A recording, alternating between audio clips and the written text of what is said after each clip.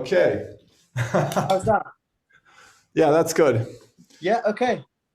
Okay, Nice to meet you, so man. yeah, so welcome to Modern Piano Styles with Adam. Today we're having an interview with Joe, and we're going to play the signature as always, and it looks like this.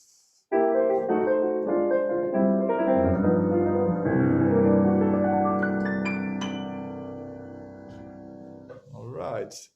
So Nice. tell me more, Joe. I've seen your stride piano videos. They're awesome on the Facebook groups. Thanks very much. What's your full name, Joe? My name's Joseph Webb, or Joe Webb. Webb. Yes. Okay, I thought that was the name of your group, like Joe's Webb group, kind of. All right. No. It's my full name. Although it's a good idea though. Yeah. That's cool. So yeah, what I'll do is I'll put the camera here since I'm movable here. Can put it here.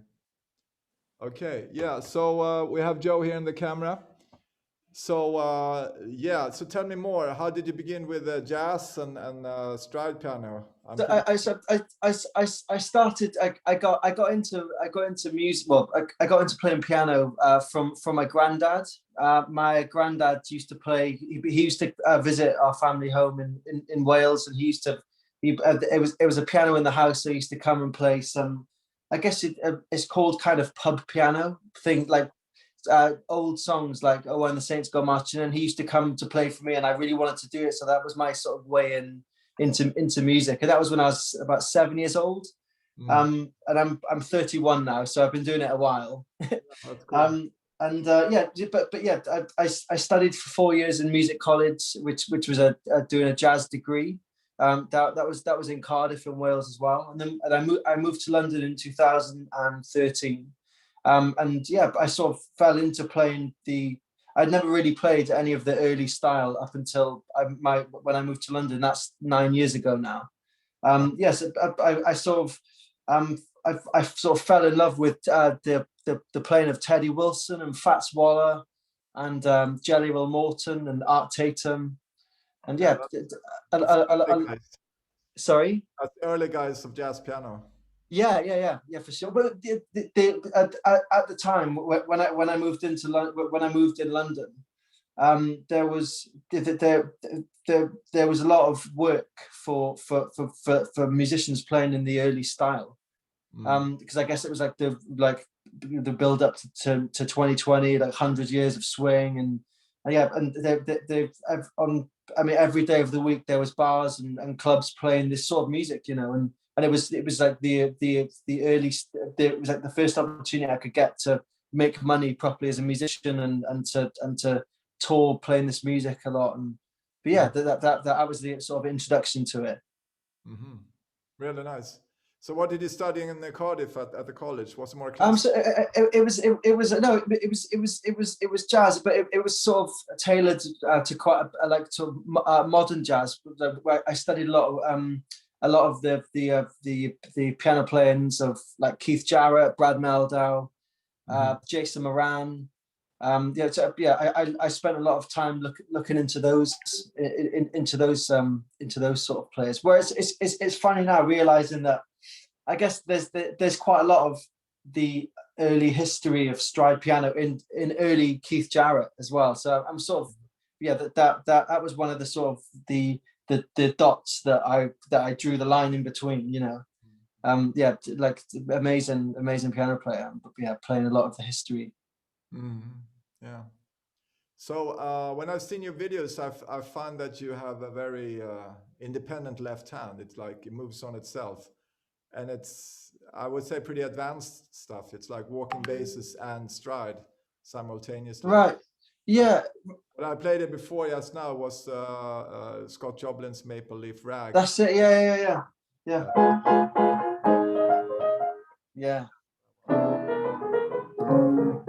Yeah, I really like that tune. Yeah, it's great. Yeah. So how did you learn stride, and how do you think when you play songs? Initially, as I said, when I moved to London, I had a lot of spare time, and yeah, a lot of the work, or basically all the work that was really offered to me was playing stride piano. So I would put headphones on and I'd listen to Fats Waller, I'd listen to Teddy Wilson, James B. Johnson, you know, and I would sort of play along with it really. And I guess it was almost a bit like target practice, and in the beginning, where I would just sit down and I would just do this for hours and hours and hours, and then, you know, because it's sort of muscle memory that once your hands, once your fingers sort of know where they're going, as long as if that keeps doing, then you can maybe watch TV or something, just to sort of give your F6 chord or something like. Yeah, that's it. Yeah. I think that's. Are you playing F major or something? That's it. Yeah, F major 6. That's right. The FACD. Oh yeah, like. Yeah. So you play the root and then the chord. That's it. The fifth. Yeah, exactly. Do that just to get the independency going. Yeah. And I think that was the sort of main, like for a couple of months, that was, you know, trying to feel where all the shapes would lie in every key, really. So sort of trying to, even though it's quite laborious, it's quite boring, you know, just to keep practicing it. Then occasionally you could treat yourself by adding some right hand in to improvise something, and then you know, just to almost break the cycle of just going. And then after a few months of like muscle memory work, I then began to sort of look into some of the some alternative, sort of like Fats Waller would play tenths in when he plays the root note as well as the chord. So this become.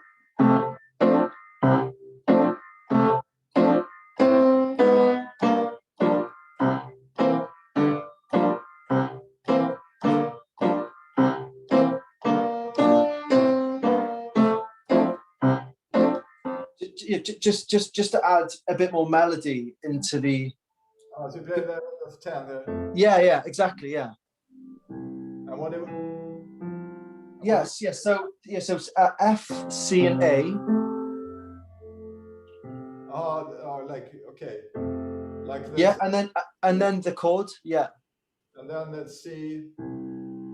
Yeah. And then just C, and the same thing. Yeah, but C is an octave this time. So you play this open like.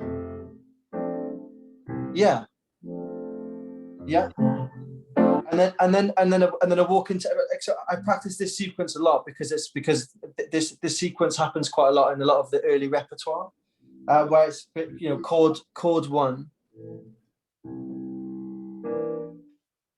What you play then? C. E. Yeah. Either a C7 or a C9. Yeah. Like C, B flat, E.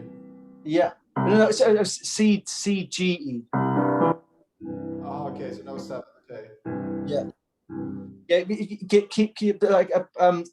Keep the 7 for the chord. Yeah. So you basically have the quint, the fifth foundation with the third. That's right. Yeah. And then again octaves again. Yeah. Exactly. And then the walk down to chord 2 as well, which is just parallel tenths going A, C.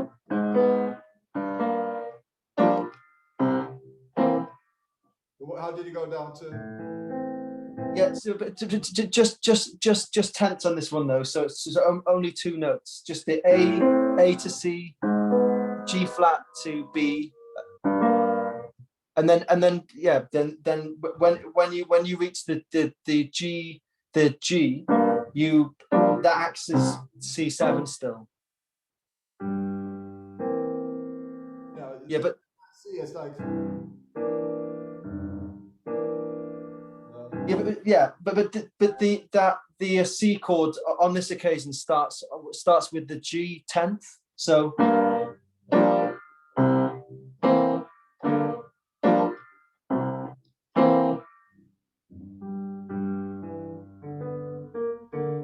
Yeah, that's it.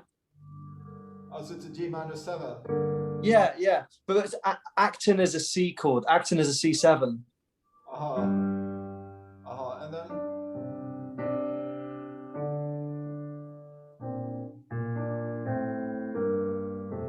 you walk down. Yeah. That's a D.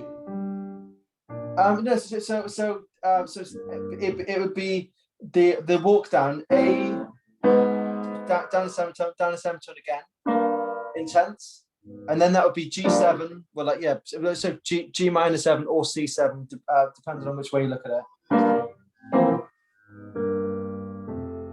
That's it. Yeah, yeah. Eventually, when it resolves back to the F, then it would.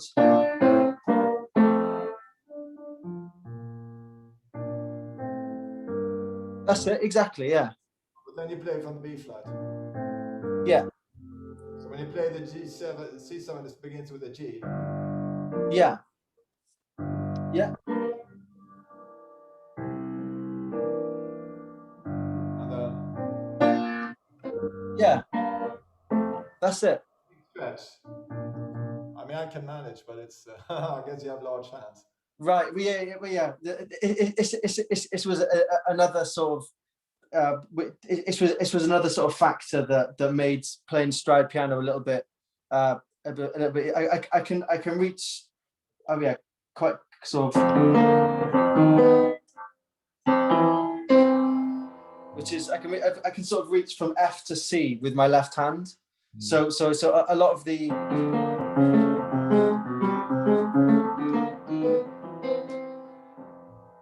You reach the 15th. Yeah. No, hang on. 13th. So yeah, from F to C. In one big. Yeah. You have hands like Rachmaninoff. Yeah. I can show you with the camera if you like. I don't know whether this makes.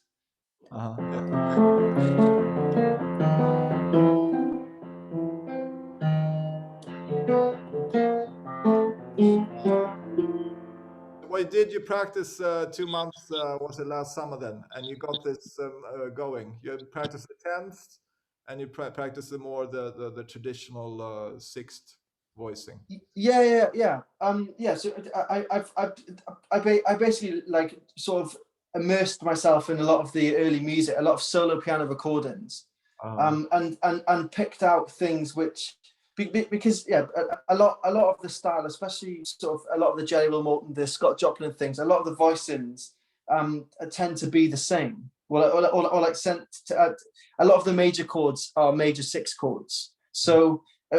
Yeah, I guess when your ear is sort of is able to recognize a lot, recognize a lot of similarities, then it's easier to spot and it's easier to sort of work out which the more irregular chords are.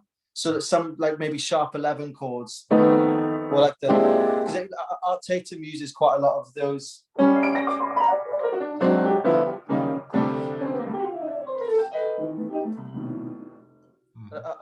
A lot of those sort of sounds, and I think just by training your ears from the beginning of from the beginning of stride piano, then it's easier to find which bits slot in terms of the history, like which piano players added added a lot of colors to the harmony. Yeah. Okay, so the way to practice is basically maybe working with a 1 chord and a 5 chord.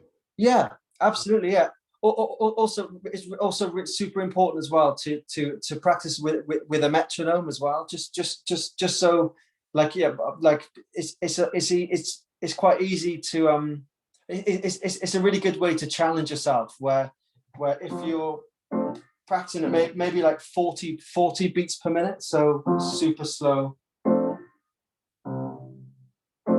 Just so your hands can really feel like where the groove is, and then maybe once a week, once every couple of days, you can intense.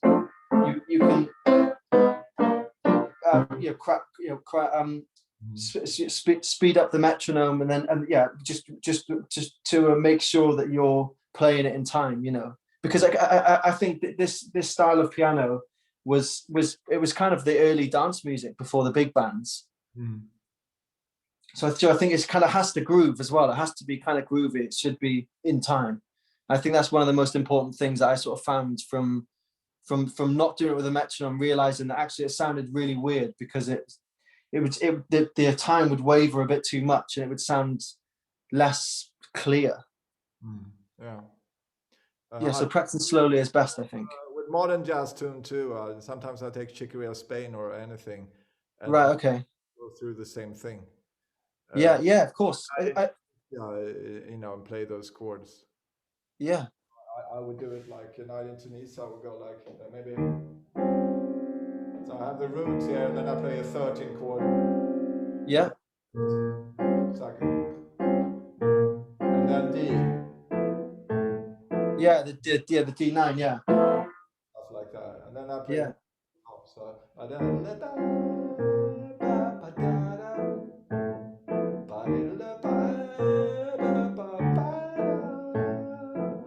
then take it up. Yeah.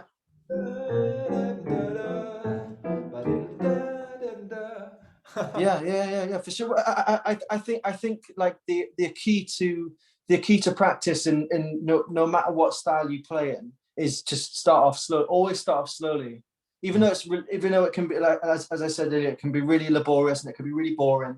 I think it's there's less to go back and correct almost if your foundations are good. So I guess it's like building a house. You need to build a house on proper ground, you know. Yeah. Because what I find is the left hand has to be really independent. It has to do its own thing. Yeah. Because if you're not solid, when you start improvising, it falls.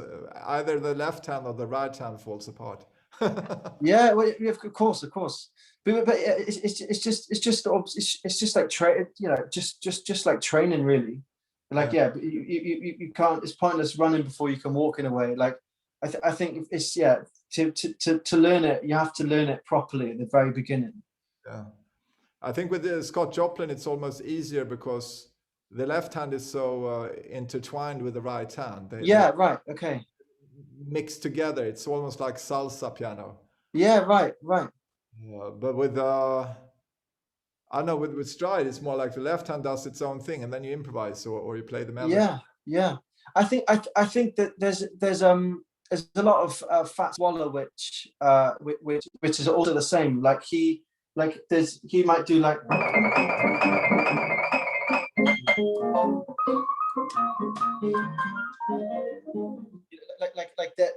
there's certain things that he'll do in his right hand which will always fit in like a puzzle, as you say, like with Scott Joplin. Then yes, it's almost through composed in a way. Can you show the last thing you did there, Fats? Yeah, of course. Do you want me to lift up the camera? Yeah, so I can see what. Okay. The right hand. So it's just hang on a minute. Let's have a look. How am I going to do this? See if I can turn the camera around. I need to get a tripod. Yeah, I know. I should do. So yeah.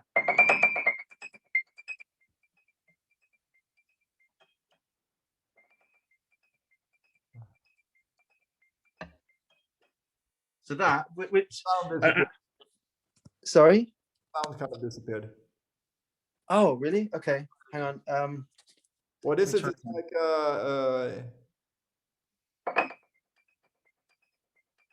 yeah, it disappears. Oh, right. Okay. Okay.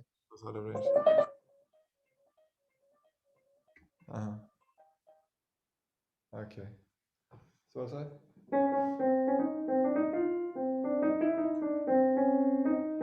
Yes. That's it. Yeah. Aha, it's just a C chromatic up to E flat. That's the one. Exactly. Yeah. And C minor. Yeah. No, just E flat and G. So it's like. Yeah. That way. Okay. Exactly, yeah. And obviously, yeah. Then the left hand. I can demonstrate the left hand too, if you like. Mm. So yeah, so 1, 2, 3, 4.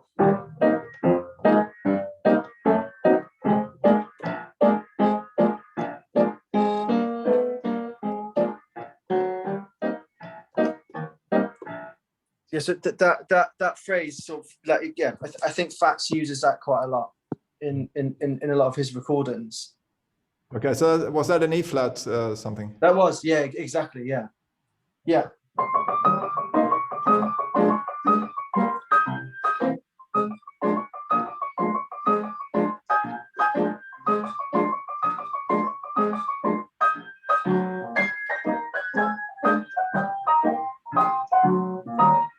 Yeah, that's nice.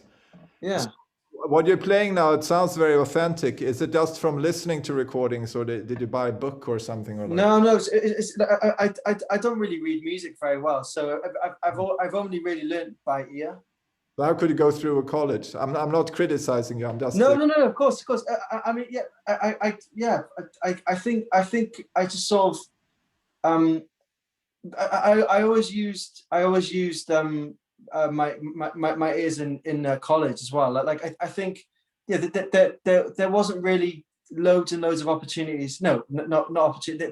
There wasn't a lot of reading bands really. I mean, yeah, maybe like one, like a few times a week, a different tutor might come in and put a chord chart in front of you, and I can read chords, but I never really learned properly like the dots, like the actual written notes. I mean, I can play it if I can work it out very slowly by myself, but like if I was to play in a big band, for instance, I wouldn't really be able to do it because I wouldn't be able to work it out in time.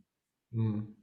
Yeah, because when I studied at Berkeley, it was a big thing, like reading music and Right. night reading labs I took part in, and I often had to sit in because I could read fairly well and just read this chart, read that. Right. Yeah, and also in conservatory in Malmö and in Stockholm, it's like you had to read as a pianist. I'm not criticizing you. I just say No, of course, man, of course. I guess. Sorry. I think being able to hear this is the most important thing. Yeah, I mean, You have yeah, classical musicians, they never learn to listen and improvise, and they're totally stuck with music. So yeah, I think it's good if you can, approach it from both ends. yeah. That's what I was going to say. I think a healthy balance, anyways, is the best way, Mm. because yeah, like yeah. I mean, I'd really like to be able to like learn music, but I guess after a while you kind of know how your brain works in terms of learning the tune. Like I've over the years I've learned some classical music, and I've learned it by ear as well, instead of buying the music, and some like Liszt and some Brahms and things, and just by transcribing it in the same way as I would like an Art Tatum solo or an Oscar Peterson solo, or you Oh, it's know. pretty advanced. It's pretty complex stuff. Yeah, yeah. But like I guess I've been like, ever since I've played, I've been really obsessed with actually playing. So it's almost like an addiction in a way. I like, even just in the day, or even just walking around town or going to the shops or whatever. It's just there's always music in my head, and sometimes it's like a blessing, and sometimes it's a curse. Yeah. But yeah, just being completely obsessed with it. I think that's also, yeah. But one again, it's really useful, but also can be really annoying when you're lying in bed at like 5 a.m. and you can't sleep because you keep hearing the same 2 bars of an Art Tatum solo. In the first lockdown here, it took me about 6 months, but I transcribed the Art Tatum Tiger Rag, Mhm. and it was I think it's the hardest thing I've ever done, really. Mm. But yeah, just there's so many nights where I just couldn't sleep because I was just like, I just heard like just like the same bars looping and looping and looping. It was like musical prism. So how did you go about transcribing Tiger Rag? Did you do the left hand first and then the right? Um, Or you did it. yeah, yeah. I think, I mean, like his left hand. I've played Tiger Rag quite a lot over the last 9 years with various different bands, but this one, like he plays around with the harmony quite a lot. He plays around with the rhythms of his hands quite a lot. So yeah, so it was like sort of adding on more information onto the information I already had, if you know what I mean. But yes, so I think it actually took a lot. It took most of the hard work was actually working out the left hand, because yeah, he will play a lot of sort of runs which aren't the same every time, but they're based on a similar thing. Like see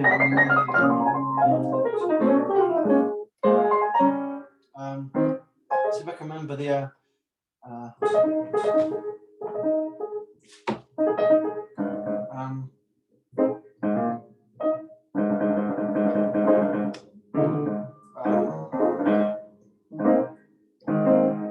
my mind's just totally gone blank now.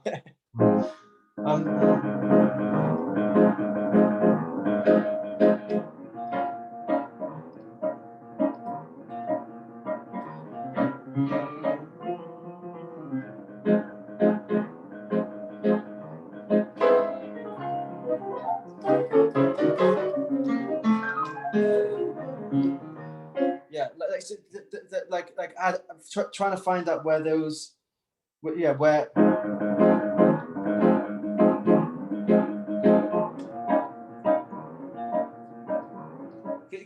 I was hearing like for like 2 or 3 days I was hearing that in the wrong place, and I couldn't work out. I was like, well, why doesn't this all add up? Like there's 8, this is 4 beats, but I was like it was really difficult to hear it, because obviously it's so fast as well.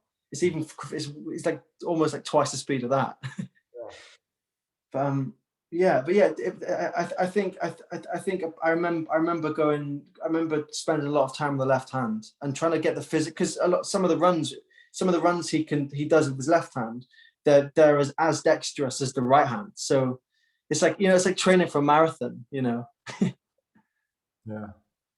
So how did you incorporate the right hand that summer when you started playing? You had the left hand moving, and then you started adding melodies in right hand, or you started improvising, or? Oh, and what in the when I first started playing stride piano, you mean? Yeah. So I went on to add some of the phrases which I transcribed from Teddy Wilson and from Fats Waller. So I then started to play some of those, and to try and get some of the runs onto the fingers. And then once I felt comfortable with those, try to improvise with that information, and then I guess trying to embrace it. So when you're improvising with licks, then you can kind of make them your own in a way, or as too much.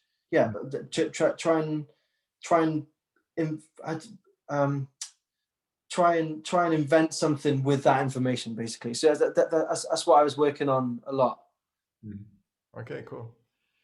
Yeah, so could you play Tiger Rag now? Are you in the Yeah, I can. Yeah. I mean, I don't know if I can play the Art Tatum one just yet. Although, I'll play a version of Tiger Rag. Okay, cool.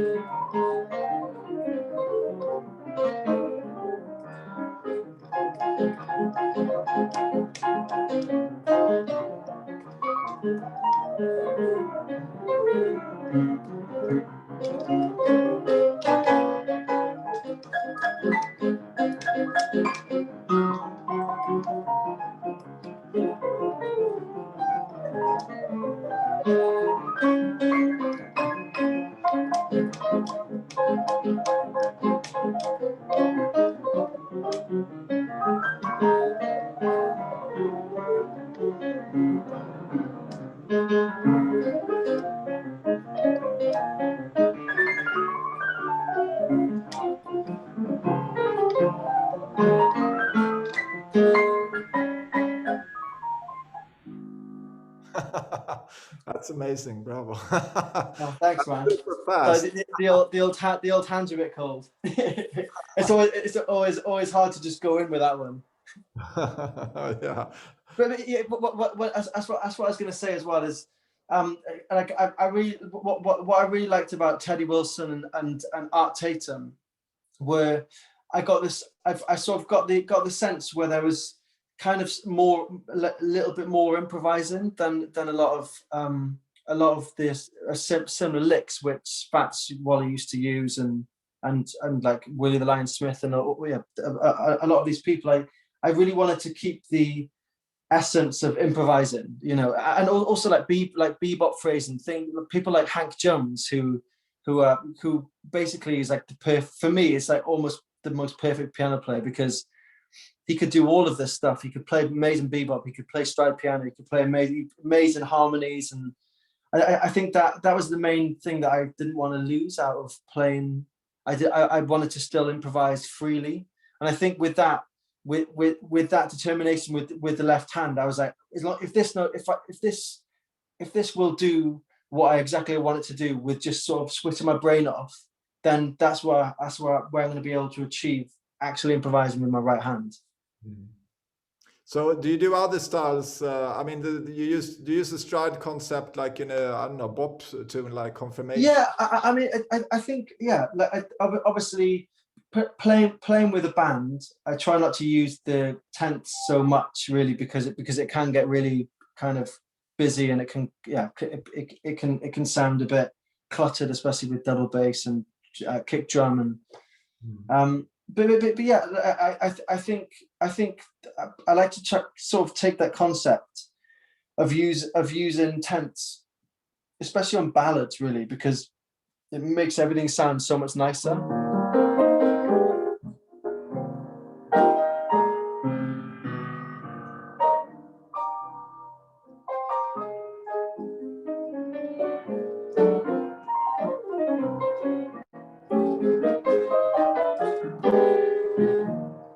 Yeah, so yeah, like I really like using, yeah, you using a lot of that sound. I guess I've kind of took the stride concept, but without the offbeats, if you know what I mean. It's just to have that lush sound as a bed of sound.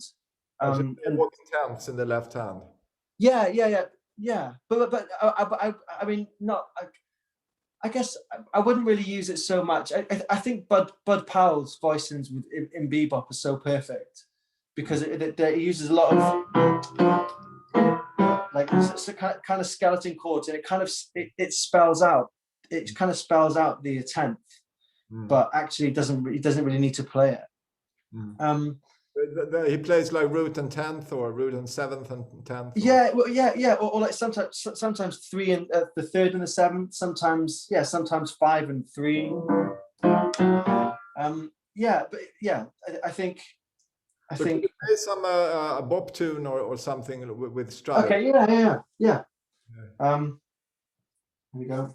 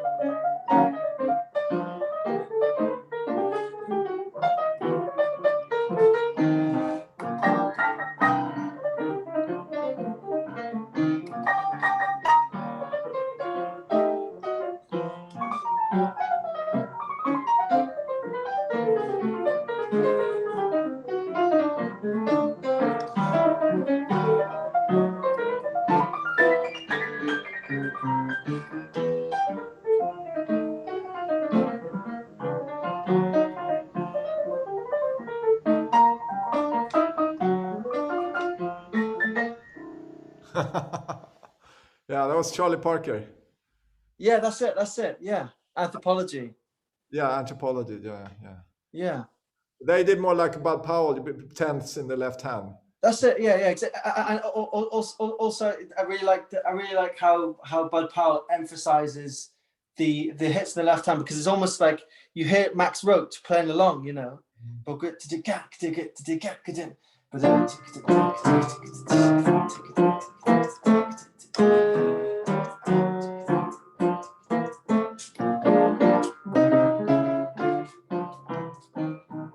know, yeah, like you sort of hear it as like a big band almost.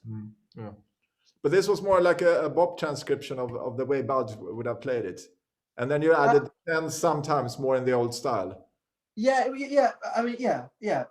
I think it wasn't necessarily a transcription. I think, but during my time at college, I listened to so much Bud Powell, and I think if you really immerse yourself into the music that you want to kind of play, then you can kind of take, like you can unconsciously take a lot of the stuff with you, like so. I just think it's so percussive, the way that the way that he plays, the way that Bird played, the way that Dizzy played, and also the interaction between, I mean, yeah, especially Max Roach and Charlie Parker. That, like, if you were to sit down and work out the hits, you'd have the hippest tune, you know. Yeah. Yeah. Cool. Great. Yeah. So thanks for coming on, and My pleasure, man. yeah. So I'll publish this on my jazz piano group. You're free Okay. to join as well. Modern Piano Styles with Adam. Okay.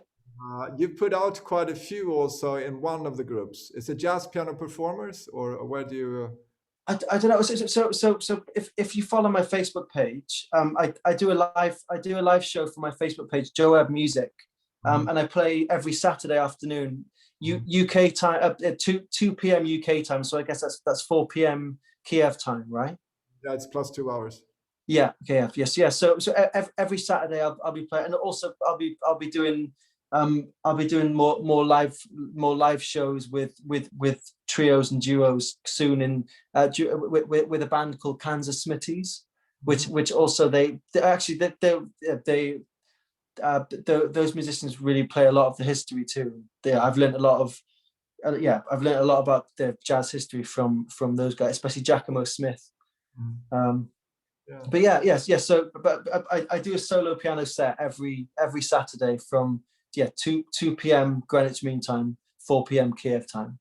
Yeah, cool. And also, where do you put your videos? Because I've seen them in some of the groups. Yeah. Okay. So I don't actually put them anywhere. Other people have been sharing them to other places. But I'd have. I mean, if you like, I can share them to your group if you want. Yeah, I can share this to other groups too. This interview. Okay. Cool. Yeah. Cool. Bro. So we'll round it off there, and thanks for coming on. And my pleasure, man. My pleasure. Take care. Signature here again before we. Okay.